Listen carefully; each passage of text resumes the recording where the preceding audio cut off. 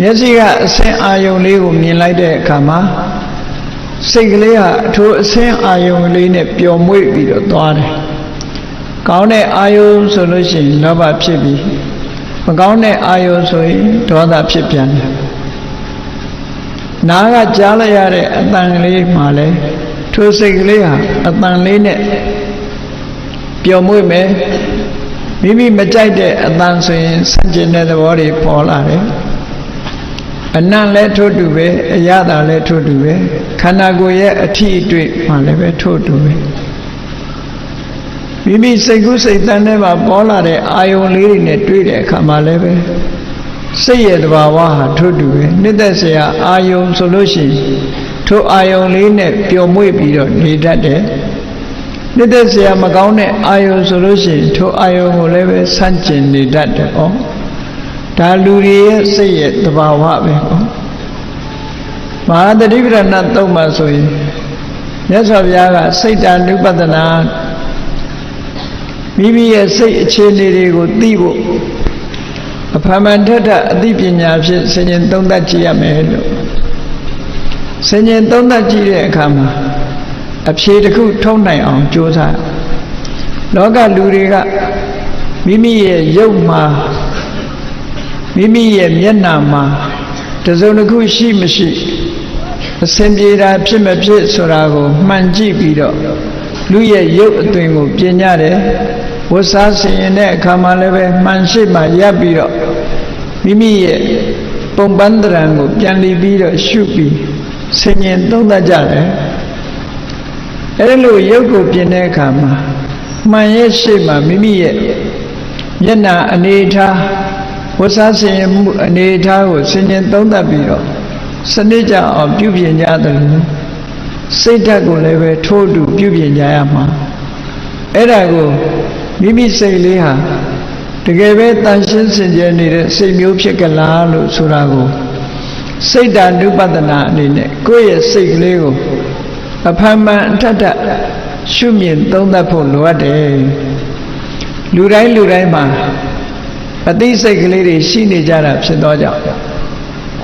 စိတ်တဆိုတာအာယုံကိုရယူတတ်တဲ့သဘောတရားအာယုံကိုသိတတ်တဲ့သဘောတရားအဲ့ဒီအာယုံကိုသိတတ်တဲ့စိတ်ဆိုတဲ့အခြေအနေတစ်ခုကိုအနုပတနာဉာဏ်ဖြင့်အဖန်မှန်ထထဆင်ញင်သုံးသပ်ခြင်းလို့ဒီလိုအဓိပ္ပာယ်ရတယ်ပေါ့အဲ့ဒီလိုစိတ်ရဲ့အခြေအနေတစ်ခုကိုဆင်ញင်သုံးသပ်ပြီးဆိုတဲ့အခါမှာလိုအပ်ချက်တွေကဘာတွေတုံးလို့ဆိုတော့ဝိရိယလိုအပ်တယ်စိတ်အခြေအနေဆင်ញင်သုံးသပ်တာဟာတာမန်အားဖြင့်သုံးသပ်လို့မရဘူးကြိုးစားအားထုတ်မှုလိုအပ်တယ်အဲ့ဒါကိုမဟာသတိပဋ္ဌာန်သုံးမှာအာတာပိလို့ဘူရိရင်ကြိုးပမ်းအားထုတ်မှုရှိရမယ်ဆိုတာအာတာပဆိုတဲ့လုံလဝိရိယရှိရမယ်လို့ဒီလိုပြောတယ်မတိတိအောင်ကြိုးစားရမယ်တမ္ပဇာနောတတိမှာတမ္ပဇာနာဆိုတာမိမိရဲ့စိတ်အခြေကိုသိနိုင်စွမ်းရှိတဲ့အသိပညာမျိုးနဲ့ရှိရမယ်တတိမှာထိုအာယုန်နဲ့စိတ်နဲ့တွဲကပ်နိုင်တဲ့တတိတရားလည်းရှိရမယ်လို့လုံလဝိရိယရဲ့အသိပညာရဲ့တတိရဲ့အဲ့ဒီတဘာဝသုံးခုပေါင်းစပ်ပြီးတော့ကိုယ့်ရဲ့စိတ်အခြေအနေလေးကိုဆင်ញင်သုံးသပ်ရမှာဖြစ်တယ်ဟောအဲ့ဒါလို့ဆင်ញင်သုံးသပ်ကြည့်တဲ့အခါမှာအဖြေတစ်ခုဆိုတာထုတ်နိုင်မြတ်စွာဘုရားကအဖြေထုတ်ဖို့သုံးသပ်ဆင်ញင်နည်းကိုမဟာသတိပဋ္ဌာန်သုံးမှာဘယ်လိုဟောထားလို့ဆိုတရာခံဝါစိတ်တံတရာကစိတ်တံတိပသနာတိမိမိစိတ်အခြေအနေကိုဆင်ញင်သုံးသပ်တဲ့ယောဂီပုဂ္ဂိုလ်ဟာတဲ့ကိုယ်စိတ်လေးဟာမိမိရဲ့စိတ်ထဲမှာတွေ့တာမှုတွေလူချင်မှုတွေဆိုတဲ့ရာဂတွေရှိနေသလားဆိုတာကိုဆင်ញင်သုံးသပ်တော့ကြရမယ်ရှိနေရင်ရှိနေတယ်ဆိုတာကိုသိအောင်လုပ်ရမယ်ဝိတရာဂဝါစိတ်တံဝိတရာဂစိတ်တံတိပသနာတိတွေ့တာမှုတွေမိမိစိတ်ထဲမှာမရှိဘူးဆိုလို့ရှိရင်လည်းမရှိဘူးဆိုတာသိအောင်ကြိုးစားရဆိုလိုတာကတော့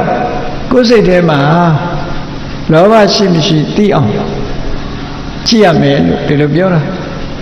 ဒေါသရှိမရှိကြည့်အောင်သိအောင်လုပ်ရမယ်မောဟတွေရှိမရှိသိအောင်လုပ်ရမယ်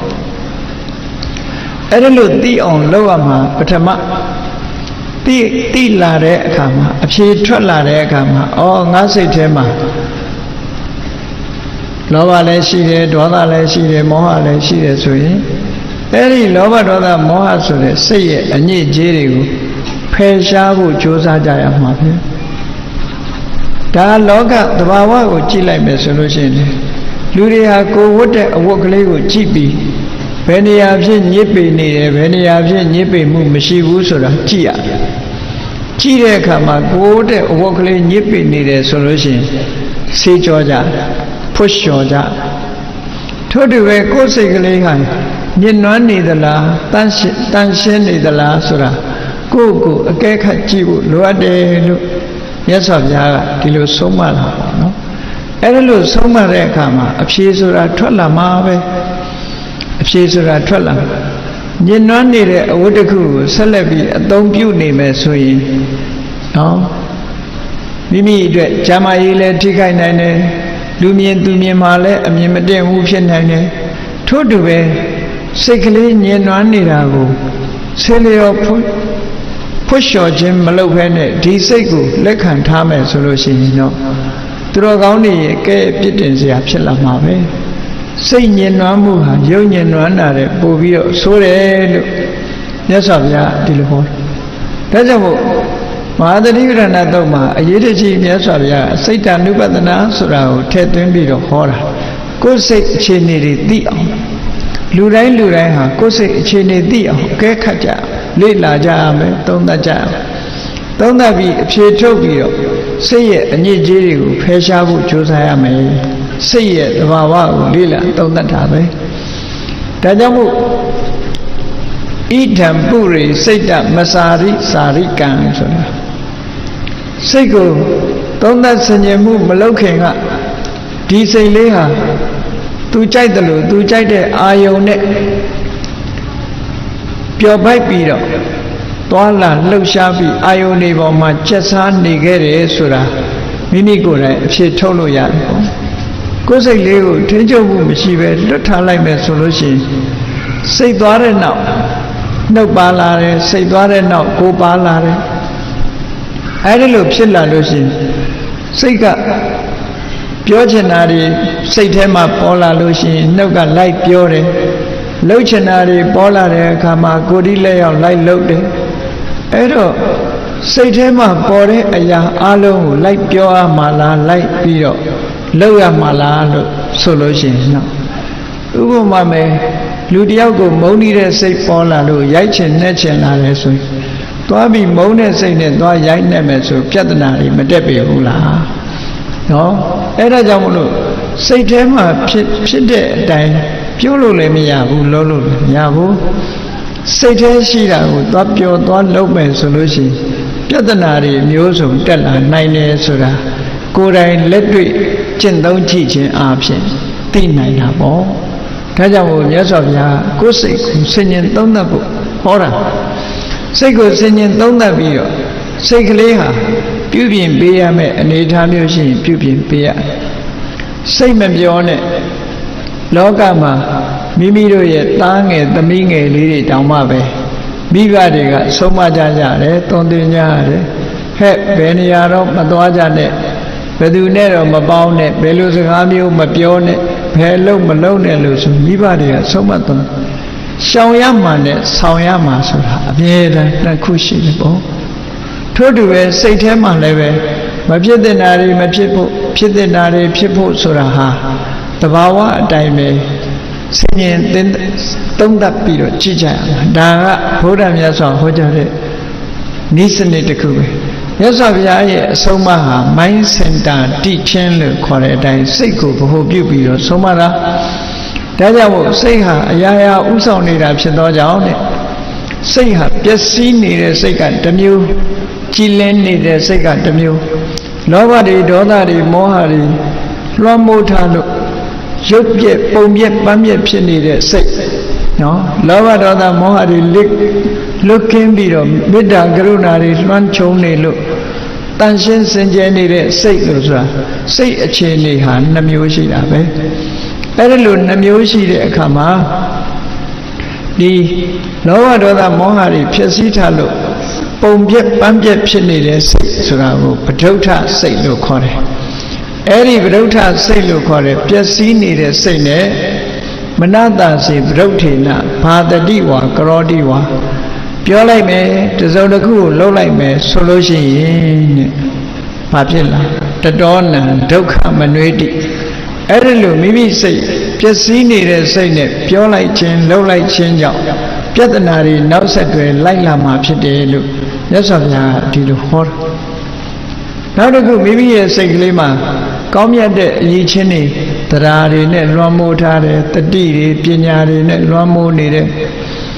သို့မဟုတ်အလောဘဆိုတဲ့ဒီလောဘကိုဖယ်ရှားနိုင်တဲ့သဘာဝတရားတွေလွှမ်းမိုးထားတယ်အဒေါသလို့ခေါ်တဲ့မေတ္တာစေရနာတွေလွှမ်းမိုးနေတယ်အဲ့ဒီကောင်းမြတ်တဲ့သဘာဝတရားတွေလွှမ်းမိုးထားတဲ့စိတ်ကလေးကိုပတဏစိတ်တကြည်လင်းနေတဲ့အပြစ်ကင်းတဲ့စိတ်လို့ခေါ်တယ်တရားရှိပြီကောင်းမြတ်တဲ့အတွေ့အကြံတွေရှိပြီဆိုရင်အများကောင်းကျိုးဖြစ်ပေါ်အောင်သူကကုညီတယ်ဆောင်းရှောက်တယ်အများအကျိုးဆောင်ရွက်တယ်ဖရာဝဲတွေကျင်းပလို့ဖရာရဲ့မြတ်စွာဘုရားကိုပူဇော်တယ်လှူဒန်းကြတယ်တရားဓမ္မထိုင်ကြတယ်တရားကျင့်ကြတယ်ကောင်းတဲ့အလုပ်တွေကိုလုပ်လာတယ်ဆိုတဲ့စိတ်ဟာတာမန်စိတ်မဟုတ်ဘူးတရားလွှမ်းခြုံထားတဲ့စိတ်အလောဘလို့ဆိုတဲ့ဒီကုသိုလ်တရားလွှမ်းခြုံထားတဲ့စိတ်အာရောဒလို့ဆိုတဲ့မေတ္တာစေရနာလွှမ်းခြုံထားတဲ့စိတ်မျိုးအမောဟလို့ဆိုတဲ့အသိပညာလွှမ်းခြုံထားတဲ့စိတ်မျိုးသာဖြစ်တယ်အဲ့ဒီစိတ်မျိုးဟာပတဏကြည်လင်းနေတဲ့စိတ်ပတဏစိတ်ဓာတ်ကြည်လင်းနေတဲ့စိတ်ပဲအဲ့ဒါကိုမြတ်စွာဘုရားကမနတာစေပတဏေနဘာတတိဝါကရောတိဝါအဲ့ဒီလိုကြည်လင်းနေတဲ့စိတ်ကလေးနဲ့ပြောလိုက်မယ်ဆိုလိုက်မယ်ဟုတ်တယ်လေတကယ်ကိုစိတ်ထားကြည်လင်းနေပြီးတော့ပြောမယ်ဆိုရင်လည်းကောင်းတဲ့စကားပဲပြောတယ်လုပ်တယ်ဆိုရင်လည်းကောင်းတဲ့အလုပ်ကောင်းတယ်ဆိုတာအများအကျိုးဖြစ်ဖို့လုပ်တဲ့အလုပ်မျိုးအကောင်းလို့ပြောတယ်ဘယ်သူကမှမထိခိုက်ဘူးဘယ်သူကမှမနစ်နာစေဘူးအားလုံးချမ်းသာဖို့အားလုံးပျော်ရွှင်ဖို့ဖြစ်တဲ့အလုပ်တွေကောင်းတဲ့အလုပ်တွေစကားပြောလို့ရှိရင်ကောင်းတဲ့အကျိုးရှိတဲ့စကားတွေကိုပြောလာတယ်အဲ့ဒါကြောင့်မလို့ကြည်လင်တဲ့စိတ်နဲ့ပြောလိုက်မယ်လုပ်လိုက်မယ်ဆိုလို့ရှိရင်တတောနံဒုက္ခမနွေတိအဲ့ဒီနောက်ဟာကောင်းရချမ်းသာဒုက္ခတွေဆိုတာလိုက်ပါလာမှာဖြစ်တယ်လို့မြတ်စွာဘုရားကစိတ်ကိုဗဟုပြုပြီးတော့ဒီလိုဆုံးမအဲ့ဒါကြောင့်မလို့စိတ်ဓာနုပဒနာအရာကိုယ်စိတ်လေးကိုအမြဲတမ်းဆန်းစစ်နေဖို့လိုအပ်တယ်ကိုယ်စိတ်လေးကိုမျက်နာကိုမှန်ကြည့်ပြီးတော့ပြင်တယ်လို့ပဲ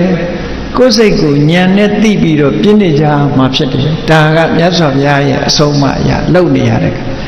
အဲ့ဒီလိုကိုယ်စိတ်လေးကိုဆင်ញင်သုံးသပ်ပြီးတော့ကြည့်ရှုနေခြင်းဒီပင်လေကမ္မထာတရားအားထုတ်တယ်လို့လည်းဒီပိုင်းကပြောလို့ရတယ်ပေါ့ကမ္မထာအားထုတ်တယ်ဆိုတာထိုင်ပြီးတော့နေလိုက်ထိုင်နေလိုက်ပြီးတော့အေးမနေ့မိုးလင်းကနေညနေထိငါဘယ်နှခါစိတ်ဆိုးတယ်လဲငါစိတ်ထဲမှာဖြစ်သလားငါစိတ်ထဲမှာအမှန်မသိတဲ့မောဟတွေဖြစ်သလားမာနတွေဖြစ်သလားအိတ်တာတွေဖြစ်သလားမစ္စရိယာတွေဖြစ်သလားဆိုတဲ့မကောင်းတဲ့သဘာဝတရားတွေဖြစ်မဖြစ်ဆင်ញင်သုံးသပ်ကြည့်ရအောင်တစ်ဖက်ကလည်းငါစိတ်ထဲမှာအလောဘလို့ခေါ်တဲ့လောဘကိုဖယ်ရှားနိုင်ပြီးတော့အများပေါ်မှာရရောတဲ့ကိုယ်ပစ္စည်းကိုစွန့်လွတ်နိုင်တဲ့သဘာဝတရားတွေဖြစ်သလားအဒေါသလို့ဆိုရဲအများပေါ်မှာအကျိုးလိုလားတဲ့မေတ္တာတရားတွေဖြစ်သလားအမောဟလို့ခေါ်တဲ့အမှန်ကန်စဉ်းစားတဲ့ပညာတွေဖြစ်သလားတရားလို့ခေါ်တဲ့ယုံကြည်မှုတွေငါတဏ္ဍာမှာဖြစ်သလားတတိလို့ခေါ်တဲ့သဘာဝတရားတွေပေါ်မှာအမှတ်ရနေမှုဖြစ်သလားလို့ဆိုတာကိုယ့်ကိုဆန်းစစ်ကြည့်ခြင်းဟာကမ္မထာအလုပ်အားထုတ်ခြင်းတစ်မျိုးပဲပေါ့အဲ့ဒီလိုအားထုတ်ခြင်းကပို့ပြီးတော့အကျိုးထိရောက်စေနိုင်တယ်ပေါ့အဲ့ဒီလိုမိမိစိတ်လေးကိုသုံးသပ်ဆင်ခြင်ကြည့်နေခြင်းအပြင်မိမိစိတ်ရဲ့သဘာဝကိုပို့ပြီးတော့သိလာတဲ့အခါမှာ မကောင်းတဲ့စိတ်အခြေအနေတွေဆိုလို့ရှိရင်မဖြစ်အောင်ထိမ့်သိမ့်လာတယ်ကောင်းတဲ့စိတ်အခြေအနေတွေကိုတိုးတက်လာအောင်ကြိုးစားအားထုတ်လာဘာဝနာဆိုတာကောင်းတဲ့အခြေအနေတွေမဖြစ်သေးလို့ရှိရင်ဖြစ်အောင်လုပ်တာနဲ့ဖြစ်လာလို့ရှိရင်တိုးပွားလာအောင်ကြိုးစားတာကိုဘာဝနာလို့ခေါ်တာပဲဘာဝနာဆိုတာဖြစ်စေခြင်းနဲ့ပွားစေခြင်းဘာတွေကိုဖြစ်စေတာတော့ကောင်းတဲ့သဘာဝတရားတွေဖြစ်စေတယ်ကောင်းတဲ့သဘာဝတရားတွေဆိုတာတတိတွေတိုးတက်စေတယ်ပညာတွေတိုးတက်စေတယ်တမာတိတွေတိုးတက်စေတယ်ဒီဟာကိုကောင်းတဲ့သဘာဝအဲ့ဒီကောင်းတဲ့သဘာဝတွေမိမိတဏ္ဍာမှာဖြစ်စေပြီးတိုးတက်လာလှုပ်ခြင်းဟာဘာဝနာအလုပ်ပဲလို့ဒီလိုပြောကြအဲ့ဒါလို့ဘာဝနာအလုပ်မှာအာယုန်တစ်ခုကိုအာယုန်ပြုတ်ပြီးတော့လှုပ်ကြဖြစ်တယ်အာယုန်ပြုတ်တဲ့အခါမှာတခြားအာယုန်တွေမရှာခြင်းနေကိုယ်စိတ်လေးကိုကိုယ်အာယုန်ပြုတ်ပြီးတော့ကိုယ်စိတ်အခြေအနေဆင်ញင်သုံးသပ်နေခြင်းဟာလည်းပဲကမ္မထာလို့အထောက်နေခြင်းပဲဖြစ်တယ်ဟောအဲ့ဒါလို့ဆင်ញင်သုံးသပ်မှုမပြုတ်ဘူးဆိုလို့ရှိရင်စိတ်အခြေအနေတစ်ခုမကောင်းတဲ့စိတ်အခြေအနေတစ်ခုကြောင့်မကောင်းတဲ့အလုပ်တွေလုပ်မိသွားပြီဆိုလို့ရှိရင်တော့တဏှာမှာကိုကြိုးနေတဲ့ဆင်းရဲဒုက္ခတွေဖြစ်ပေါ်ပြီးတော့လာတတ်တယ်ပေါ့ဒါကြောင့်မို့ဒါနဲ့ပတ်သက်ပြီးတော့မြတ်စွာဘုရားကစိတ်နဲ့ပတ်သက်ပြီးတော့ဟောကြားထားတဲ့ဒေသနာတော်တွေမြောက်များစွာထဲမှာဝဋ္ဌသုတ်တံမှာဘယ်လိုဟောတော်လို့ဆိုရင်စိတ်တွေတန်ကိလေထေဒုက္ခတိပါတိကင်္ခာစိတ်တွေတန်ကိလေထေမိမိစိတ်ကလေးဟာလောဘဒေါသမောဟတွေနဲ့ညှဉ်းနှွမ်းနေမယ်ဆိုရင်ဒုက္ခတိပါတိကင်္ခာမကောင်းတဲ့အလားလာပဲမျောလင့်စရာရှိတယ်အေးလူတွေရဲ့စိတ်မှာလောဘဒေါသဆိုတာတွေနဲ့လွှမ်းမိုးပြီးတော့နေမယ်ဆိုလို့ရှိရင်တော့ဖြစ်ပေါ်လာမဲ့အကျိုးတရားတွေဟာအကောင်းကိုမျှော်လို့မရဘူးအဆိုးပဲမျှော်လို့ရဒီဘဝမှာလည်းအခြေအနေမကောင်းဘူးဒီဘဝကသေဆုံးသွားလို့နောက်ဘဝမှာဆိုတာလည်းအခြေအနေကောင်းကိုမျှော်လင့်စရာမရှိဘူးဒုက္ခတိဆိုတာဒုက္ခတဂတိဆင်းရဲရဲ့တရားဘုံဘဝဆိုလဲဆင်းရဲတဲ့ဘုံဘဝရောက်သွားနိုင်တယ်အခြေအနေတစ်ခုဆိုလို့ရှိရင်လည်းဆင်းရဲတဲ့အခြေအနေတစ်ခုဖြစ်ပေါ်စေနိုင်တယ်ဒါကြောင့်မို့မြတ်စွာဘုရားကဒီစကားလေးတူတူလေးပဲဟောတာစိတ်တွေတန်ကိလေတွေစိတ်တွေညှဉ်းနှွမ်းနေမယ်ဆိုရင်ဘာတွေနဲ့ညှဉ်းနှွမ်းတာတော့လောဘဖြစ်ရင်လည်းစိတ်ညှဉ်းနှွမ်းတယ်လို့ခေါ်တယ်ဒေါသဖြစ်လို့ရှိရင်လည်းစိတ်ညှဉ်းနှွမ်းတယ်လို့ခေါ်တယ်မောဟဖြစ်လို့ရှိရင်လည်းစိတ်ညှဉ်းနှွမ်းတယ်လို့ခေါ်တယ်တစုံတယောက်မိမိနဲ့ရှင်ပြိုင်အလုပ်လုပ်တဲ့ပုဂ္ဂိုလ်ကကိုယ့်ရဲ့ตาသွားလို့ရှိရင်မနာလို့ဖြစ်တာလဲညှဉ်းနှွမ်းတယ်လို့ခေါ်တယ်ကိုအောင်မြင်ကြီးပွားတယ်လို့သူများကိုအောင်မြင်ကြီးပွားစေမှုမရှိဘူးဆိုတဲ့စိတ်ဟာလည်းပဲညှဉ်းနှွမ်းတဲ့စိတ်လို့ဒီလိုခေါ်တာပေါ့အဲ့ဒီညှဉ်းနှွမ်းစေတဲ့အရာတွေကိုယ်စိတ်ထဲမှာရှိနေပြီဆိုလို့ရှိရင်စိတ်ညှဉ်းနှွမ်းနေတဲ့ပုဂ္ဂိုလ်တယောက်ဟာအပြောဆိုကလည်းအန္တရာယ်ရှိတဲ့အပြောမျိုးပြောတယ်အလုတ်ကလည်းပဲပြဿနာတက်မဲ့အလုပ်မျိုးကိုလုပ်တယ်အဲ့ဒီအပြောအလုတ်ကြောင့်ဘာဖြစ်လာလဲဆိုရင်အခြေအနေဆိုးတဲ့ရင်ဆိုင်နိုင်ရတယ်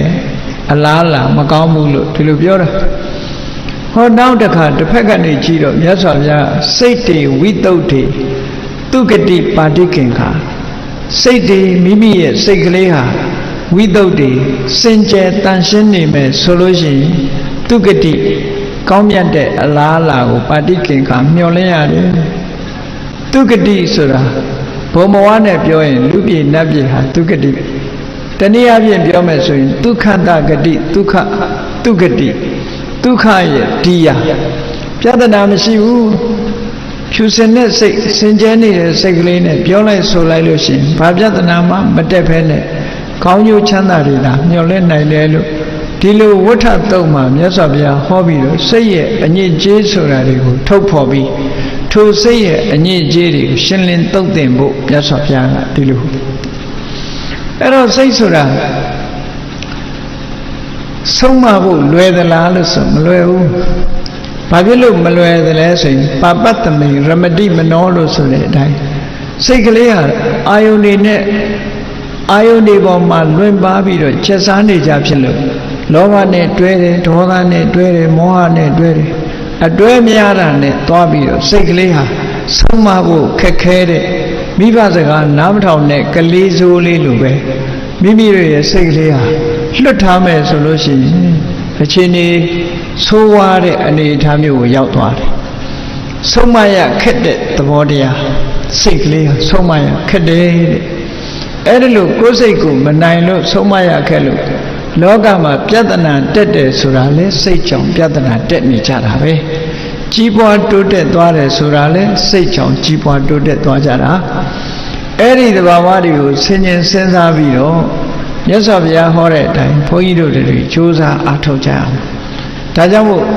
တာနုတာမဏိဝတ္ထုမှာ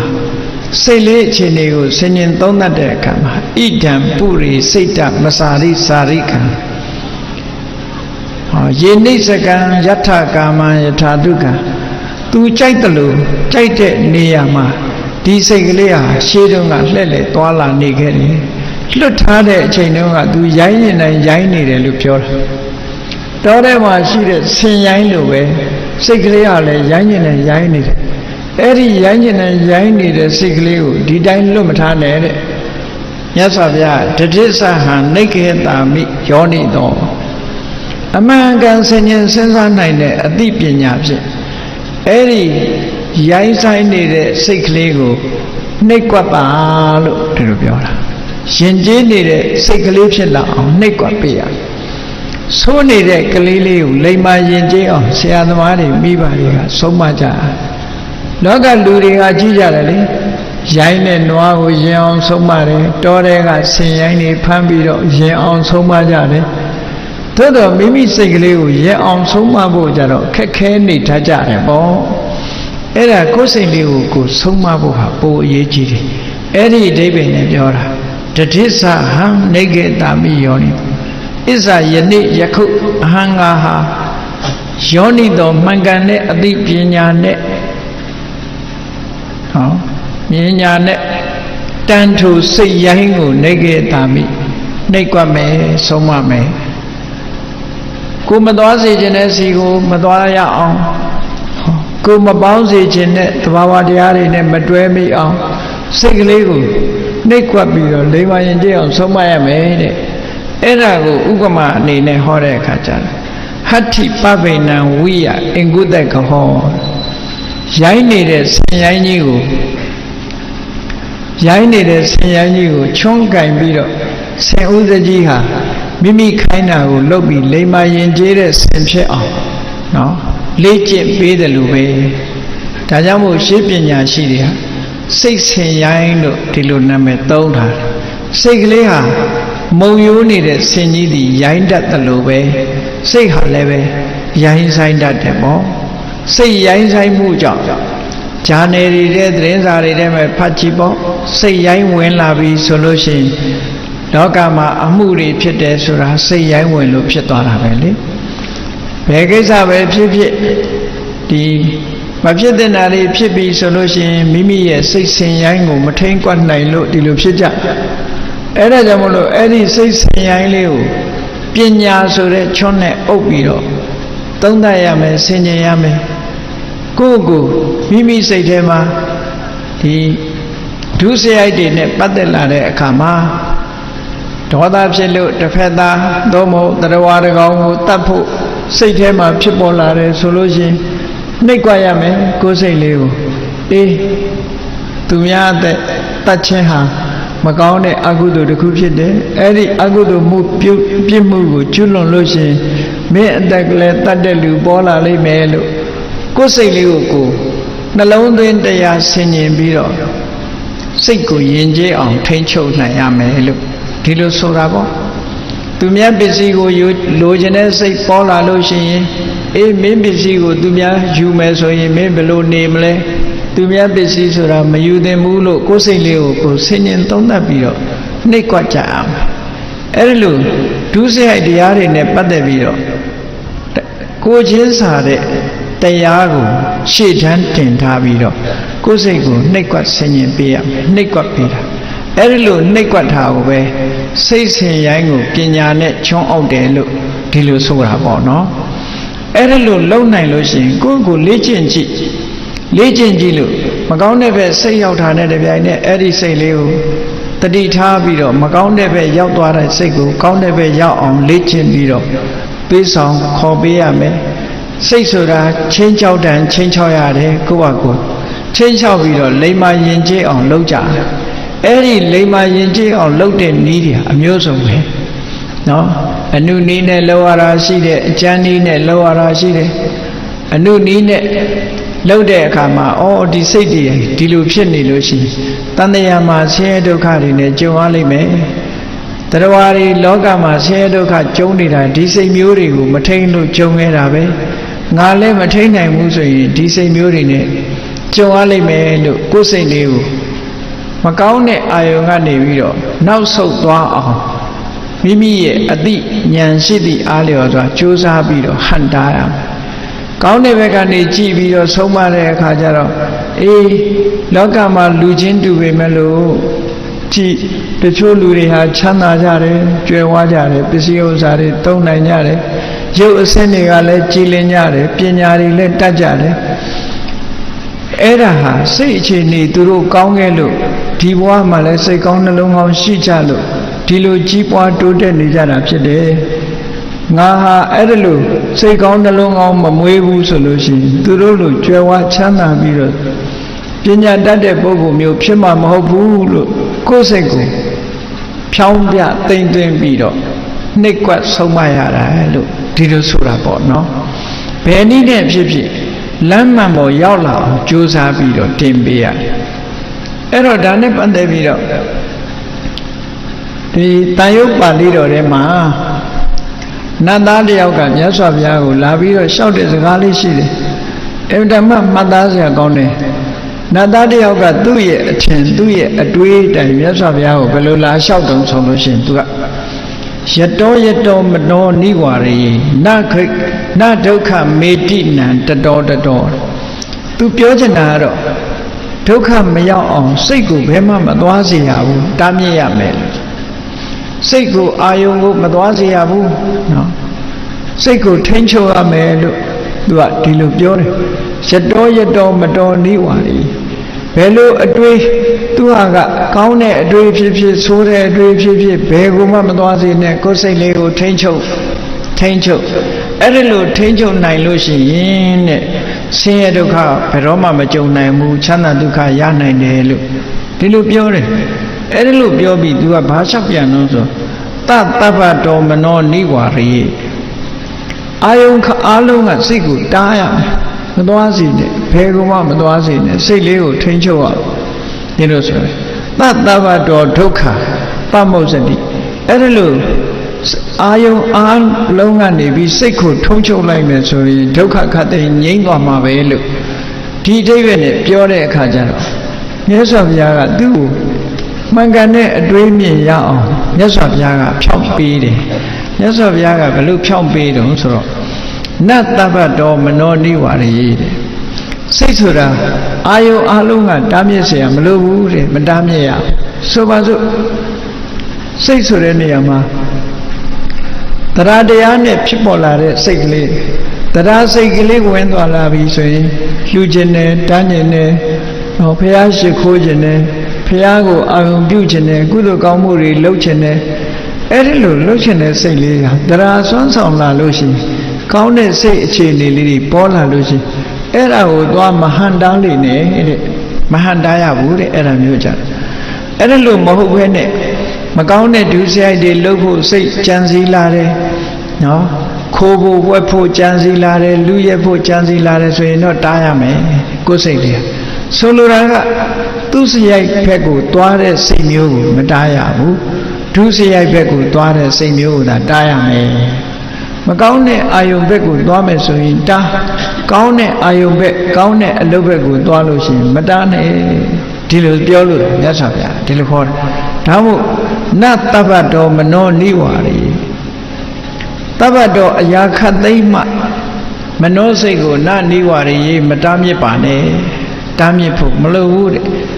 နမနောတန်တတ္တမာဂတံစိတ်ဆိုတာတခါတခါတတိတွေလွှမ်းမိုးထားသည့်အတွက်ကြောင့်မျက်စိကမြင်လို့အစင်းအာယုံပေါ်မှာလောဘမဖြစ်အောင်စောင့်စည်းတယ်နားကကြားတဲ့အသံပေါ်မှာလောဘမဖြစ်အောင်စောင့်စည်းတယ်ဒေါသမဖြစ်အောင်စောင့်စည်းတယ် နှာခေါင်းကရတဲ့အနံ့ပေါ်လျှာကလဲရတဲ့အရသာပေါ်ခန္ဓာကိုယ်ကထိတွေ့ရတဲ့အထီးအတွေ့တွေပေါ်မှာနော်လောဘမဖြစ်အောင်ထိမ့်သိမ်းဆောက်ရှောက်တယ်ဟောစက္ခုံတွေကိုထိမ့်သိမ်းဆောက်ရှောက်တယ်တောတိန်တွေခါနေတွေဇီဝိန်တွေကာယတွေကိုမျက်စိနာနာလျှာကိုလို့ဆိုတဲ့ဒီဓာရတွေကဝင်လာတဲ့အာယုန်တွေပေါ်မှာလောဘဒေါသမောဟတွေမဖြစ်အောင်စောင့်စည်းတယ်စောင့်စည်းတယ်လောဘမဖြစ်เสียဘူးဒေါသမဖြစ်เสียဘူးမြင်တဲ့အာယုန်နဲ့ပတ်သက်ပြီးလောဘမဖြစ်เสียဘူးဒေါသမဖြစ်เสียဘူးကြားတဲ့အတန်နဲ့ပတ်သက်ပြီးလောဘမဖြစ်เสียဘူးဒေါသမဖြစ်เสียဘူးနာနဲ့အနတ်နဲ့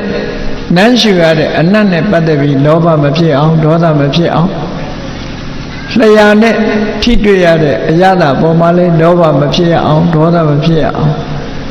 ကိုယ်ကာယပေါ်မှာထိလာတဲ့အတိအတွေ့အာယုန်နဲ့ပတ်သက်ပြီးလောဘမဖြစ်အောင်ဒေါသမဖြစ်အောင်စောင့်စည်းတဲ့စိတ်မျိုးတဲ့ဟုတ်တာပေါ့ကပ္ပဋ္ဌာန်းနှလုံးသွင်းပြီးတော့တမာရီတရားတွေရလာတယ်ပညာတွေဖြစ်လာတယ်ဆိုရင်အဲ့ဒီစိတ်မျိုးကိုသွားဟန်တာလို့ပဲဖြစ်မလဲနော်ကောင်းတဲ့အာယုန်တွေနဲ့ရှင်တွဲပြီးတော့ကြည်နုပွယ်အာရဝယ်ငြိမ်းချမ်းနေတဲ့စိတ်ဓာတ်မျိုးကိုသွားပြီးတော့မတားမြစ်ပါနဲ့မြတ်စွာဘုရားနာမနောတန်ယတ္တမာဂတံတန်ယတ္တစောင့်စည်းတဲ့အနေအထားတစ်ခုသို့အာဂတံရောက်ရှိသွားတဲ့မနောစိတ်ကိုနာနောနိဝါရေမတားမြစ်ပါမတားမြစ်ရဘူးခုနကနတ်သားကပြောတာဘယ်ဟာပဲဖြစ်ဖြစ်စိတ်ကိုမဖြစ်အောင်တားပါလို့ပြောတာအဲ့ဒီစကားဟာမမှန်ကန်တဲ့စကားဖြစ်လို့မြတ်စွာဘုရားစိတ်ဆိုတာအလုံးကနေတားရမှာမဟုတ်ဘူးတဲ့အလုံးကနေတားရမှာမဟုတ်ဘူးစောင့်စည်းနေတဲ့စိတ်မျိုးကိုမတားရဘူးတဲ့တတိတွေပညာတွေဝိရိယတွေနဲ့ရှင်တွဲနေတဲ့စိတ်မျိုးကိုမတားရဘူးတဲ့ဘယ်လိုစိတ်မျိုးမှတားရတာတော့ဆိုယတောယတောစပါပကံတတောတတောမနောနိဝါရီမကောင်းတဲ့ဘက်ကိုဥလဲ့သွားတဲ့စိတ်မျိုးတော့တားပါလို့ဒီလိုပြောတာပေါ့ဟုတ်တာပေါ့သူများပစ္စည်းရလို့တဲ့စိတ်တွေပေါ်နေတယ်အဲ့ဒီစိတ်ကိုမတားလိုက်ဘူးဆိုရင်ဘာဖြစ်သွားမလဲသူများပစ္စည်းကိုသွားယူမယ်ယူရင်ဘာဖြစ်လဲတခိုးဓမြဖြစ်မယ်ပေါ့အဲ့ဒါမတားလို့ရှိရင်ပြဿနာတက်မှာပဲအဲ့ဒါကြောင့်မို့မကောင်းမှုဒုစရိုက်ပဲဥလဲ့သွားတဲ့စိတ်မျိုးကိုတော့နိုင်အောင်တားရမယ်ဘယ်လိုနိုင်အောင်တားရမလို့ဆိုရင်ဆင်ရိုင်းကိုချွန်းနဲ့အုပ်ပြီးတော့နော်ဆင်ရိုင်းကိုချွန်းနဲ့အုပ်ပြီးတော့တားတယ်လို့အဲ့ဒီလိုတားနိုင်ရမယ်လို့မြတ်စွာဘုရားဒီလိုဟောလို့ရင်ဖြစ်တယ်အေးဒါကြောင့်မို့မြတ်စွာဘုရားသခင်ကိုရောမြတ်ကစိတ်ရဲ့အခြေအနေတွေနဲ့ပတ်သက်ပြီးတော့စိတ်တန်ဓာန်တန်ဒုက္ခဝါစိတ်ကလေးကိုဆုံးမရမယ်ဆုံးမလို့ယဉ်ကျေးလာပြီဆိုရင်အဲ့ဒီယဉ်ကျေးတဲ့စိတ်ကမိမိတဏ္ဍာမှာချမ်းသာဒုက္ခတွေဖြစ်ပေါ်စေနိုင်တယ်တဲ့အဲ့ဒါကိုမြတ်စွာဘုရားကဟောတယ်စိတ်ရဲ့အခြေအနေနဲ့ပတ်သက်ပြီးဒုရင်ကမံဧကစရံအတရိရံဂုဟတယရေစိတ်တံတန်ယမိတန္တိမောက္ခန္တိမာရဗန္ဒနာလောကမှာအနှောင်ဖွဲ့တွေကလွတ်မြောက်ပြီးတော့ဆင်းရဲဒုက္ခကလွတ်မြောက်သွားတဲ့အခြေအနေတစ်ခုကိုရောက်သွားကြတယ်အဲ့ဒီလိုအခြေအနေတစ်ခုရောက်သွားတဲ့ပုဂ္ဂိုလ်တိုင်းဟာဒီမိမိတို့ရဲ့စိတ်ကိုပိုင်ပိုင်နိုင်နိုင်ဆုံးမသွားနိုင်တဲ့ပုဂ္ဂိုလ်မျိုးတွေသာဖြစ်တယ်တဲ့တခြားပုဂ္ဂိုလ်မျိုးတွေဟာမဖြစ်ဘူးအဲ့ဒါကြောင့်မို့မိမိတို့စိတ်ကိုဆုံးမကြရမယ်လို့မြတ်စွာဘုရားသခင်ကိုရောမြတ်ကဒေသနာတော်တော်တော်များများမှာဒီလိုဟောထားတာရှိတယ်ပေါ့အဲ့ဒီမှာဒုရင်ကမံဆိုတာဘုန်းကြီးတို့တွေရဲ့စိတ်အခြေအနေလေးကိုစဉ်းကျင်သုံးသပ်ကြည့်စိတ်ဆိုတာဘလောက်ဝေးဝေးရောက်အောင်သွားနိုင်တယ်ဟုတ်တယ်အခုလိုတရားပွဲမှာတရားနာဖို့ရောက်နေတဲ့နေ့စိတ်ကလေးဟာအိမ်ရောက်မသွားဘူးလို့လည်းမပြောနိုင်ဘူးနိုင်ငံခြားရောက်မသွားဘူးလို့လည်းမပြောနိုင်ဘူးဟိုဒီအရတ္တသာသူတရားနာရင်ကလည်းရောက်သွားနိုင်တယ်ဘလောက်ဝေးတဲ့အာယုံကိုအာယုံပြုတ်တတ်တယ်လို့ဒါကြောင့်အဝေးကိုသွားရောက်တတ်တယ်လို့ဒီလိုအဓိပ္ပာယ်နဲ့ပြောတာနော်တကယ်ရတော့စိတ်ကလေးကအာယုံယူရတာဖြစ်တယ်မိမိရဲ့တဏ္ဍာကစိတ်ကထွက်သွားတာတော့မဟုတ်ဘူးသို့တော့ဘလောက်ဝေးတဲ့အာယုံပဲဖြစ်ဖြစ်အာယုံပြုတ်နိုင်လို့ဒုရင်ကမံဝေးလံတဲ့အယတ္တိတထိအောင် ရှောက်သွားနိုင်တယ်လို့စိတ်ရဲ့အခြေအနေတစ်ခုမြတ်စွာဘုရားဆင်ញင်သုံးသပ်စိတ်ရဲ့သဘောပေါ်လွင်လာအောင်ပြောတာဧကစရံစိတ်ဆိုတာတစ်ခုဖြစ်ပြီးမှတစ်ခုဖြစ်တာသွားခြင်းနဲ့စိတ်ဖြစ်ပြီးမှနော်စားခြင်းနဲ့စိတ်သွားခြင်းနဲ့စိတ်ပြောခြင်းနဲ့စိတ်ဆိုခြင်းနဲ့စိတ်ဆိုတာတွေကတပြိုင်တည်းဖြစ်ကြတာမဟုတ်ဘူးတပြိုင်တည်းဖြစ်တာမဟုတ်ဘူးဥပမာပဲလူတွေကတယ်လီဗီရှင်းကြည့်ရင်မျက်စိကလည်းဇာတ်လမ်းမှာပါတဲ့အယုတ်တွေကိုမြင်တယ်နားကလည်းသူတို့ပြောဆိုနေတဲ့အသံတွေကိုကြားတယ်ဒီထဲမှာမိမိကသေစာလေးဝါပြီးတော့နေတယ်ရည်စာပြောရင်ရည်လိုက်သေးတယ်ဆိုတော့ဒါတွေဟာတပြိုင်တည်းဖြစ်နေသလားလို့ဆိုတော့တပြိုင်တည်းဖြစ်တာမဟုတ်ဘူးတစ်ခုစီတစ်ခုပြီးမှတစ်ခုဖြစ်တာသို့တော့အလွန်လင်းမြန်တဲ့နှုံးနဲ့ဖြစ်တာဖြစ်သောကြောင့်တပြိုင်တည်းဖြစ်တယ်လို့လူတွေမှာထင်နေကြတယ်ပေါ့စိတ်ဆိုတာတစ်ခုဖြစ်ပြီးမှနောက်တစ်ခုဖြစ်လို့ရတယ်ဧကစရံတစ်ခုတည်းတာတစ်ခုချင်းသာဖြစ်လို့ရှိတယ်ဘယ်လိုအဓိပ္ပာယ်ယူရတော့ဆိုရင်တယ်လီဗီရှင်းကြည့်နေလို့ရုပ်ပုံမြင်တဲ့စိတ်မြင်နေတဲ့အခိုက်မှာအတန်မကြားဘူးအတန်ကြားလိုက်တဲ့အခိုက်လေးမှာရုပ်ကိုမမြင်ဘူးသို့တော့စိတ်ရဲ့အပြောင်းလဲဟာအလွန်မြန်သည့်အတွက်ကြောင့်ရုပ်ပုံနဲ့တပြိုင်တည်းမြင်တဲ့အတန်လည်းတပြိုင်တည်းကြားတယ်လို့ဒီလိုထင်တာဘာနဲ့ဥပမာတူတော့ဆိုရင်ကလေးငယ်တွေမိစကိုပွေရမ်းတဲ့အခါမှာဘေးကကြည့်ရတဲ့ပုဂ္ဂိုလ်ဟာမီးဆက်ဝိုင်းကြီးလို့ဒီလိုထင်ရတယ်ပေါ့တကယ်တော့မီးကအဝိုင်းကြီးမဟုတ်ဘူးလင်းမြန်စွာရမ်းသည့်အတွက်ကြောင့်မီးဆက်ဝန်းကြီးလို့ဒီလိုထင်နေကြရတယ်ပေါ့အဲ့ဒီအဓိပ္ပာယ်မျိုးကိုဆိုလိုတာစိတ်ဟာလည်းပဲတနေရာထဲမှာတစ်ချိန်ထဲမှာနှစ်ခုတပြိုင်နဲ့မဖြစ်ဘူးတစ်ခုစီသာဖြစ်တယ်တဲ့အဲ့ဒါကိုရည်ရွယ်ပြီးတော့မြတ်စွာဘုရားကဧကစရံတစ်ခုဖြစ်ပြီးမှတစ်ခုဖြစ်တာတဲ့ကိုယ်စိတ်လေးကိုကိုယ်ဆင်ញင်သုံးသပ်ပြီးတော့အဲ့ဒါကိုမြင်နိုင်အောင်ကြည့်မယ်ဆိုလို့ရှိရင်ဒါဝိပဿနာဉာဏ်ဖြစ်နိုင်တယ်ပေါ့နော်စိတ်ရဲ့အခြေအနေလေးဟာတစ်ခုဖြစ်လာပြီးတဲ့နောက်မှာပြတ်သွားပြီးမှနောက်တစ်ခုဖြစ်တယ်ဆိုတာအလေးနဲ့ထားပြီးဆင်ញင်သုံးသပ်ကြည့်လို့ရှိရင်တမာရီစွမ်းအားတတိစွမ်းအားပညာစွမ်းအားတွေနဲ့ကြည့်တဲ့အခါမှာအချိန်ပိုင်းလေးတွေမတူဘူးဆိုတာကိုသိရှိကြမှာဖြစ်တယ်လျင်မြန်သည့်အတွက်ကြောင့်လောကမှာမသိလိုက်တာတွေအများကြီးရှိတယ်အလုံးတရားချစ်ခင်သူတော်စင်ပြိဿအပေါင်းတို့မိမိတို့ရဲ့မျက်စိတွေဟာနော်စက္ကန့်အလိုက်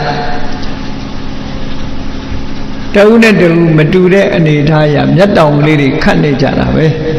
အဲ့ဒီမျက်တောင်ခတ်လိုက်တဲ့အချိန်မှာမြင်ရသလားလို့ဆိုမမြင်ရဘူးအဲ့ဒီအချိန်လေးကမှောင်သွားတာပဲသို့တော့ကိုယ့်ကိုမှောင်သွားတယ်လို့သိလားလို့ဆိုမသိဘူးဘာဖြစ်လို့မသိတာတော့ဉာဏ်လွန်အားကြီးလို့မသိတာဟောမျက်တောင်ခတ်လိုက်တဲ့အချိန်လေးမှာမမြင်ရဘူးသိကြတယ်အဲ့ဒီမမြင်ရတဲ့ပြတ်တောင်းသွားတဲ့အချိန်လေးကအမှန်တမ်းတိုးသည့်အတွက်ကြောင့်မျက်တောင်ခတ်တာကိုမှောင်သွားမှလည်းမသိလိုက်ဘူးလူရဲ့စိတ်ဟာလည်းပဲဖြစ်ပြီးတော့ပြတ်သွားတာကိုလူကမြင်မှမြင်တယ်မြင်မို့ရအမှန်တမ်းခက်တယ်ကြီးမားတဲ့တတိကြီးမားတဲ့ဝီရိယနဲ့ကြီးမားတဲ့တမာတိပညာတို့နဲ့သာသိနိုင်တာဖြစ်လို့ဝိပဿနာကျင့်စဉ်တစ်ခုကိုကျင့်ပြီးတော့တတိစွမ်းအားတွေကောင်းလာပြီဆိုလို့ရှိရင်တော့ဒီစိတ်ကလေးဟာဖြစ်ပြီးတော့ပြတ်သွားတယ်ဆိုတာမြင်နိုင်စွမ်းရှိကြတယ်ပေါ့အေးဒါကြောင့်မို့ဧကစရံတစ်ခုဖြစ်ပြီးမှတစ်ခုပြက်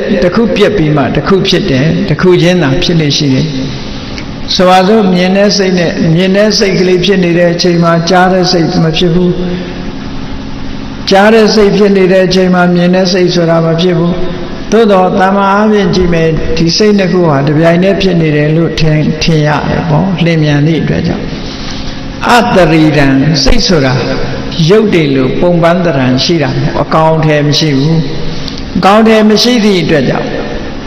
စိတ်ကိုပုံတရံနဲ့ပေါ်ပြလို့မရဘူးတဲ့ခုဟာတရားစိတ်ကလေးဟာမဟာဘုတ်ဆိုတာကိုမှီပြီးတော့ဖြစ်တယ်ဒီနေရာမှာဟရိယဝတ္ထုကိုမှီပြီးတော့ဖြစ်တဲ့စိတ်ရှိတယ်မျက်စိပေါ်မှာမှီပြီးတော့စိတ်ဖြစ်တဲ့စိတ်ရှိတယ်နားပေါ်မှာမှီဖြစ်တဲ့စိတ်ရှိတယ်နှာခေါင်းပေါ်လျှာပေါ်ကိုယ်ကာယပေါ်မှာမှီပြီးတော့ဖြစ်တဲ့စိတ်တွေရှိတယ်အဲ့ဒါလို့အမိလေးတွေနဲ့ဖြစ်ကြတာမို့ခုဟာတရား မိရပေါ်မှာမိပြီးတော့မှစိတ်ကလေးတွေဟာဖြစ်တယ်လို့အဲ့ဒါလို့လျင်မြန်ပြီးတော့စွမ်းရည်တတိရှိတဲ့ဒီစိတ်ကလေးကိုမြတ်စွာဘုရားကဘာလို့အောင်ရေစိတ်တံတန်ရမစ်တန်တိတတိပညာမြတ်စွာဘုရားရဲ့အဆုံးအမသိရှိနားလည်ကြတဲ့ပုဂ္ဂိုလ်တွေဟာအဲ့ဒီစိတ်ကလေးကိုကောင်းတဲ့အာယုံပေါ်မှာထိမ့်သိမ့်ပြီးတော့စောင့်စည်းထားနိုင်မယ်မကောင်းတဲ့ဘက်မသွားအောင်ထိမ့်ချုပ်နိုင်မယ်လို့ဆိုလို့ရှိရင်လောဘတွေနဲ့မတွဲအောင်ဒေါသတွေနဲ့မတွဲအောင်ထိမ့်သိမ့်စောင့်ရှောက်ကြမယ်မောဟတွေနဲ့မတွဲအောင်ထိမ့်သိမ့်စောင့်ရှောက်ကြမယ်ဆိုရင်မောက္ခန္တိမာရဗန္ဒနာကိလေသာဆိုတဲ့အနှောင်ဖွဲ့တွေကလည်းလွတ်နိုင်တယ်နော်တေခြင်းတရားဆိုတဲ့မစ္စုမာရအနှောင်ဖွဲ့ကလည်းလွတ်နိုင်တယ်ကံတရားလို့ဆိုတဲ့အဘိသင်္ခါရမာရကလည်းလွတ်နိုင်တယ်လို့ဘုန်းကြီးတို့တွေဟာအဲ့ဒီအနှောင်ဖွဲ့တွေကမလွတ်သေးသည့်အတွက်ကြောင့်ကံတရားတွေကလည်းကိုယ်တဏ္ဍာမှာရှိနေတဲ့အကျိုးပေးလိမ့်မယ်ကိလေသာတွေကလည်းကိုယ်တဏ္ဍာမှာရှိနေတယ်ထိုကိလေသာတွေရဲ့ဆွမ်းဆောင်မှုကြောင့်ဘဝတွေမှာညှဉ်းနှွမ်းပြီးဆင်းရဲဒုက္ခရောက်ကြတယ်တေခြင်းတရားဆိုတာလည်းမကင်းနိုင်ရဘူးဒါကြောင့်မို့အဲ့ဒီမာရလို့ဆိုတဲ့မစ္စုမန်ဆိုတဲ့တေခြင်းတရားအဘိသင်္ခါရမန်လို့ဆိုတဲ့ကံတရားကိလေသာမန်ဆိုတဲ့ကိလေသာဒီမာရဆိုတဲ့မိမိကိုယ်ဖြည့်ဆည်းနိုင်တဲ့စွမ်းအားရှိတဲ့သဘာဝတရားတွေကဘုန်းကြီးတို့တွေမလွတ်နိုင်မဲနဲ့ရှိနေကြတယ်လို့ဒီလိုဆိုလိုတာပေါ့နော်ဒါကြောင့်မို့ဒီစိတ်ကလေးကိုထိန်းချုပ်နိုင်ပြီဆိုလို့ရှိရင်အဲ့ဒီမာရဆိုတဲ့အနှောင်ဖွဲ့တွေကလွတ်မြောက်ပြီးတော့ဆင်းရဲဒုက္ခတွေအလုံးကခွင်းလုံးကျွတ်လွတ်ပြီးနိဗ္ဗာန်ချမ်းသာကိုမျက်မှောက်ပြုနိုင်ပါတယ်လို့မြတ်စွာဘုရားဒီလိုဟောလို့ရင်ပါပဲဒါကြောင့်မို့တရားချစ်ခင်သူတော်စင်ပြိဿအပေါင်းတို့မိမိတို့တဏ္ဍာမှာရှိတဲ့မိမိတို့ရဲ့စိတ်အခြေအနေလေးကိုစိတ်ဓာနုပဒနာဆိုတဲ့ကျင့်စဉ်အရာအစင်မပြအကဲခတ်ပြီးတော့လေးလာစိတ်ရဲ့အညစ်အကြေးတွေမိမိတို့စိတ်ထဲမှာမဝင်ရလေအောင်မိမိတို့စိတ်ကလေးထာဝရဖြူစင်းနေရအောင်ကြင်ကြံကြုတ်ကိုအထောက်ကြရမှာဖြစ်တယ်နော်ဒါနကောင်းမှုလုပ်တဲ့အခါမှာဘယ်လိုစိတ်အခြေအနေတွေဟာဖြူစင်သွားတယ်လဲလို့ဆိုရင်ဒါနကောင်းမှုလုပ်လိုက်တာနဲ့တပြိုင်နက်လောဘဆိုတဲ့အညစ်အကြေးကိုဖယ်ရှားလိုက်နိုင်ခြင်းပဲဖြစ်တယ်ဘယ်သူကဖယ်လိုက်တာတော့ဆိုတော့အလောဘဆိုတဲ့စွမ်းအားရှိတဲ့ကုသိုလ်သဘာဝတရားဖယ်ရှားတာပဲဖြစ်တယ်ဥပမာမဲ့အမှောင်ကိုဘယ်သူကဖယ်လဲဆိုအလင်းကဖယ်တာပဲအလင်းရောက်လာတာနဲ့အမှောင်ဟာရပ်တည်နိုင်စွမ်းမရှိဘူးထို့တူပဲအလောဘဆိုတဲ့သဘာဝတရားကလောဘကိုဖယ်ရှားပြလိုက်တယ်ထို့တူပဲစိတ်ရဲ့အညစ်အကြေးဖြစ်တဲ့ဒေါသအလုံးမကျတဲ့ဒေါသတွေမိမိစိတ်ထဲမှာလွှမ်းခြုံနေပြီဆိုလို့ရှိရင်အဲ့ဒီဒေါသဆိုတဲ့အလိုမကျတဲ့အရာကိုအဒေါသဆိုတဲ့မေတ္တာတရားကဖယ်ရှားပြနိုင်တယ်ပေါ့အဒေါသဆိုတဲ့မေတ္တာတရားဖြစ်ပေါ်ပြီးတော့နေလို့ရှိရင်ဒေါသဆိုတဲ့အညစ်အကြေးဟာစိတ်ထဲမှာမဖြစ်နိုင်တော့ဘူးထို့တူပဲအာမောဟဆိုတဲ့အသိပညာရောက်လာတာနဲ့တပြိုင်နက်မောဟဆိုတဲ့တွေးဝေမှုလုံးတဲ့နာနဲ့မလုံးတဲ့နာခွဲခြားမသိနိုင်ဘူးမလုံးတဲ့နာကိုလုံးတဲ့နယ်လို့ထင်မှုလုံးတဲ့နာကိုမလုံးတဲ့မှုလို့ထင်ပြီးတော့လွဲမှားမှုဆိုတာတွေဟာလည်းပဲပျောက်ကင်းပြီးတော့သွားနိုင်တယ်အဲ့တော့ဒါနကောင်းမှုတစ်ခုလုံးလိုက်ခြင်းအပြင်လေအလောဘဆိုတဲ့သဘာဝတရားကလောဘဆိုတာကိုနှိမ်နှင်းပြီးသားဖြစ်သွားတယ်ပေါ့ကိုချင်းသီလကိုထိမ့်သိမ်းဆောက်ရှောက်လိုက်တဲ့အခါမှာအဒေါသဆိုတဲ့မေတ္တာဒီအဓိကပဓာနာဖြစ်လို့အဒေါသဆိုတဲ့မေတ္တာလွှမ်းခြုံထားလိုက်လို့ရှိရင်ကိုချင်းသီလတွေပြေဝပြီးတော့လာတယ်အဲ့ဒီကိုချင်းသီလပြေဝလာတဲ့အခါမှာဒေါသဆိုတဲ့အမုန်းတရားကင်းစင်ပြီးတော့အဒေါသဆိုတဲ့မေတ္တာတရားတွေမိမိရဲ့တဏ္ဍာမှာဖြစ်ပေါ်လာတယ်။ဘာဖြစ်လို့သီလကဒီအဒေါသဆိုတာကိုဖြစ်စေတာတော့လို့ဆိုစဉ်းစားကြည့်လေသီလဆိုဒီမှာဘာကိုပြောတာလဲလို့၅ပါးသီလပဲကြည့်သူ့အသက်ကိုတတ်ခြင်းမှရှောင်တယ်လို့ဆိုကြတဲ့ကဘယ်သူပေါ်မှာမုန်းတိမှုဆိုတာမရှိဘူးသူများဥစ္စာခိုးခြင်းမှရှောင်တယ်ဆိုတဲ့ကြတဲ့ကသူများအပေါ်မှာငဲ့ညာတယ်ဆိုတဲ့တဘာဝထင်ရှားတယ်ကာမေတုမိစ္ဆာစာရကရှောင်တယ်လို့ဆိုကြတဲ့ကဘယ်သူမှစိတ်ဆင်းအောင်မလုပ်ဘူးဆိုတဲ့သဘောရှိတယ်မုဒ္ဒဝါဒကရှောင်ခြင်းမှလိန်ဒီပြောဆိုခြင်းဖြင့်သူတစ်ပါးအကျိုးပြအောင်မလုပ်ဘူးဆိုရင်မေတ္တာတရားရှိတယ်ဆိုတာထင်ရှားတယ်သူရမေရယလို့ ဆိုတဲ့မူရစ်တဲ့အရာတွေကိုမသုံးစားခြင်းအပြင်မိမိတဏ္ဍမှာတတိတရားတွေပညာတရားတွေဒါတွေအစွမ်းထက်လာပြီးတော့မိမိရဲ့အကျိုးသူတစ်ပါးရဲ့အကျိုးတည်ပိုးနိုင်တဲ့ဉာဏ်ရည်ဉာဏ်သွေးတွေဖြစ်ပေါ်လာစေနိုင်တယ်တတိတရားတွေဖြစ်ပေါ်လာစေနိုင်တယ်ပညာတွေဖြစ်ပေါ်လာစေနိုင်တယ်ဆိုတော့မိမိမူရစ်စေဝါမသုံးခြင်းအပြင်မိမိရဲ့မိသားစုလည်းစိတ်ချမ်းသာမှုကိုပေးနိုင်တယ်ပတ်ဝန်းကျင်ကိုလည်းစိတ်ချမ်းသာမှုပေးနိုင်တယ်မိမိကလေအများပေါ်မှာကောင်းကျိုးချမ်းသာတွေကိုပြုလုပ်နိုင်တယ်ဆိုတဲ့အနေအထားမျိုးတွေရှိလာတော့အာဒေါသဆိုတဲ့မေတ္တာတရားရဲ့တယုတ်ဟာကိုကျင့်သီလလုံနာနဲ့ပဲပြည့်စုံသွားတယ်လို့ဒီလိုပြောတာနော်အမောဟဆိုတဲ့ဉာဏ်ပညာရှိလာတာနဲ့တပြိုင်နက်ဘာဖြစ်လဲဟောအမောဟဆိုတဲ့အသိဉာဏ်ရှိလာတဲ့အခါမှာမိမိစိတ်အခြေအနေတစ်ခုကိုဆင်ခြင်သုံးသပ်လာတယ်ငါစိတ်ဟာစင်ကြယ်တဲ့စိတ်ဟုတ်ကလားညှဉ်းနှွမ်းတဲ့စိတ်ဖြစ်နေသလားညှဉ်းနှွမ်းတဲ့စိတ်ဟုတ်မဟုတ်စင်ကြယ်တဲ့စိတ်မဟုတ်ဟုတ်မဟုတ်ကိုဆင်ခြင်သုံးသပ်ပြီးသိရှိလာတဲ့အခါမှာညှဉ်းနှွမ်းတဲ့စိတ်ဆိုလို့ရှိရင်ညှဉ်းနှွမ်းတဲ့အရာတွေကိုဖယ်ရှားလို့စင်ကြယ်မှုရအောင်ကြိုးစားအားထုတ်လာနိုင်တယ်ဒါကြောင့်မို့အမောဟဆိုတာဘာဝနာကျင့်ကြံကြိုးကုပ်အားထုတ်ခြင်းအပြင်မိမိရဲ့စိတ်အစဉ်လေးဟာစင်ကြယ်ပြီးတော့လာနိုင်တယ်လို့ဒါကြောင့်မို့မြတ်စွာဘုရားသခင်ကိုရောမြတ်ကမိမိရဲ့စိတ်ကလေးတစ်ခုဟာကောင်းကျိုးချမ်းသာတွေကိုရနိုင်တဲ့ဘက်ကိုဥလဲ့သွားဖို့စိတ်ကိုထိန်းချုပ်ရမယ်စိတ်ကိုစိတ်ဆင်ရိုင်းကိုချွန်းအုပ်ပြီးတော့ဆုံးမတယ်လို့ဒီလိုရိုင်းနေတဲ့မိမိစိတ်ကလေးကိုယဉ်ကျေးအောင်လိမ္မာယဉ်ကျေးအောင်သီလနဲ့ဆုံးမမယ်ဒါနနဲ့ဆုံးမမယ်သီလနဲ့ဆုံးမမယ်ဘာဝနာနဲ့ဆုံးမမယ်အဲ့ဒါလို့ဆုံးမခြင်းဖြင့်နောက်ဆုံးမှာယဉ်ကျေးသောစိတ်ဓာတ်ကိုပိုင်ဆိုင်တဲ့ယဟန္တာပုဂ္ဂိုလ်အရိယာသူတော်မြတ်ဖြစ်သူရောက်ရှိနိုင်တယ်လို့မြတ်စွာဘုရားသခင်ကိုရောမြတ်ဟောကြားတော်မူခဲ့တဲ့တရားဓမ္မအတိုင်းမိမိတို့တဏ္ဍာမှာရှိတဲ့စိတ်ဆင်ရိုင်းကို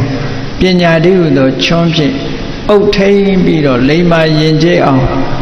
ဆုံးမနိုင်တဲ့သူတော်စင်သူတော်မြတ်များဖြစ်ကြရအောင်ကြိုးစားအားထုတ်နိုင်ကြပါစေကုန်သတည်း